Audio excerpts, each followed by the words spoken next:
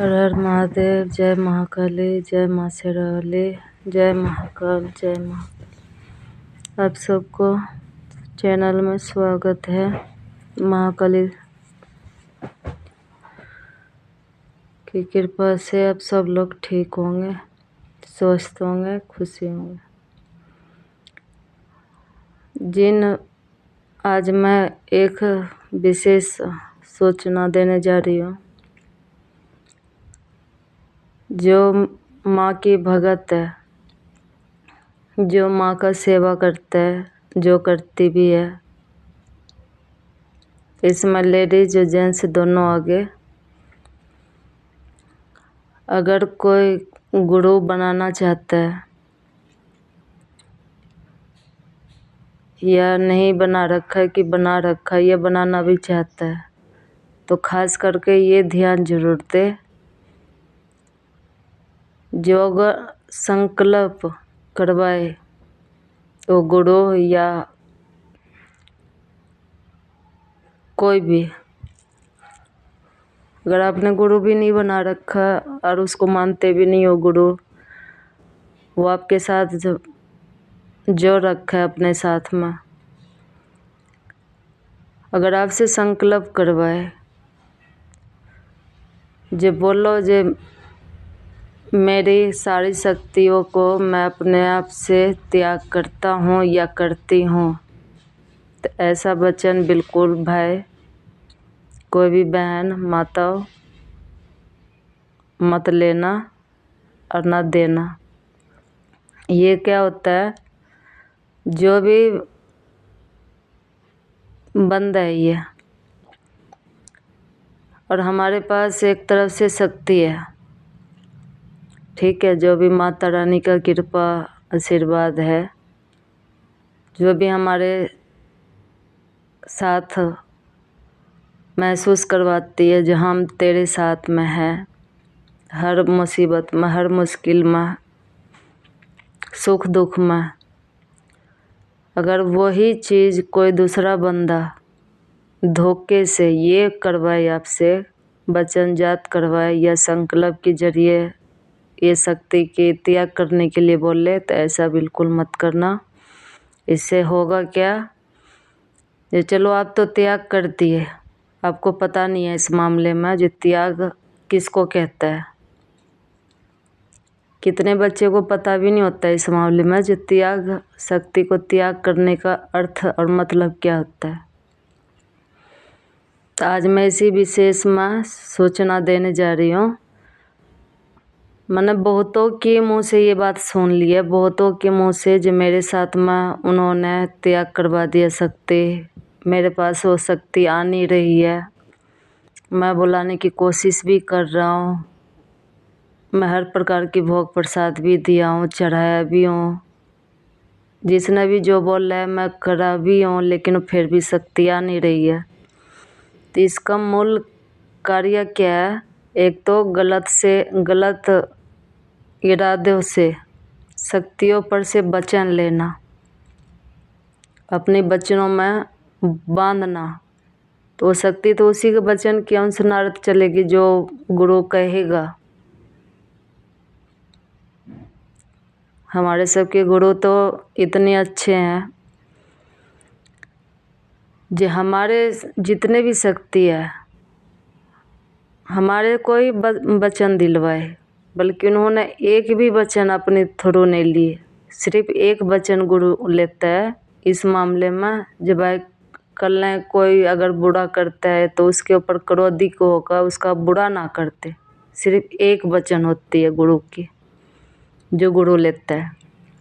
बाकी वचन उस भगत को ही दिया जाता है, दिलवाते हैं। तो मेरे गुरु तो महान है।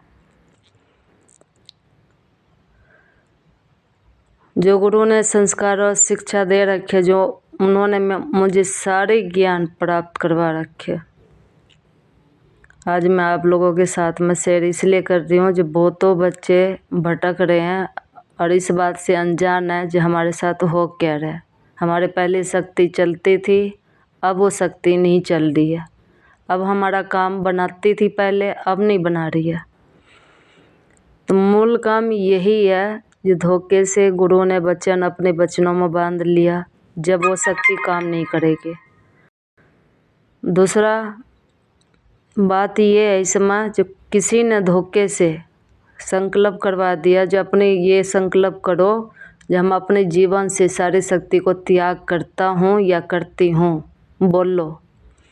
तो ऐसा भूल मत करना। इससे क्या, अगर आपने उसके कहने की अनसुनारत बोल दिया या त्याग कर दिया, तो त्यागी हो जाएगी ना फिर वो चीज़। जैसे हम शरीर की आत्मा त्याग कर देते हैं, उस शरीर के अंदर आत्मा दोबारा प्रवेश नहीं ले सकते। तो इसी प्रकार से शक्ति भी है। अगर शक्ति हमारे अंदर में प्रवेश ले रही है, जो भी अपना थोड़ा बहुत कन दे रही है, अगर उस चीज़ को बिना सोचे या बिना जाने किसी के कहने से अगर त्याग कर दिए, तो फिर वो चीज़ जीवन में वापस नहीं आ सकती ना। उसके लिए फिर तो बहुत टाइम लग जाएगा।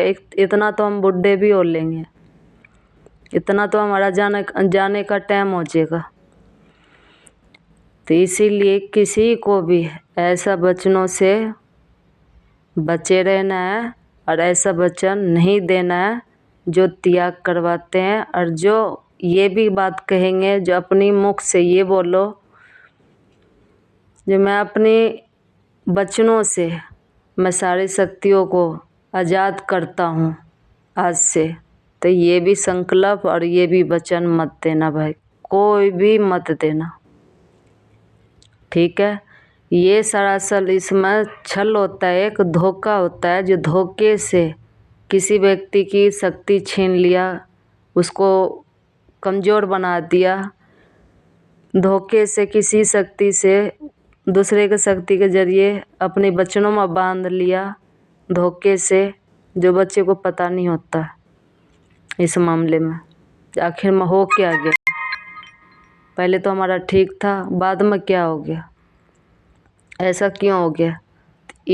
इसीलिए ये कारण सब उसमें दिखाई देते हैं उसके अंदर और उनके घर में भी, क्योंकि शक्ति तो चली जाती है। क्यों, हमने तो त्याग कर दिया। और जिस बंदे ने त्याग करवाया वो शक्ति तो अब पता नहीं, अब उसकी इजाज़त में, जो जिसने त्याग करवाया उसके बस में, उसकी दरबार में जुड़ गया, वो अपने दरबार में जोड़ लिए सारे शक्ति को त्याग करवा कर। सारा शक्ति छीना गया इसका।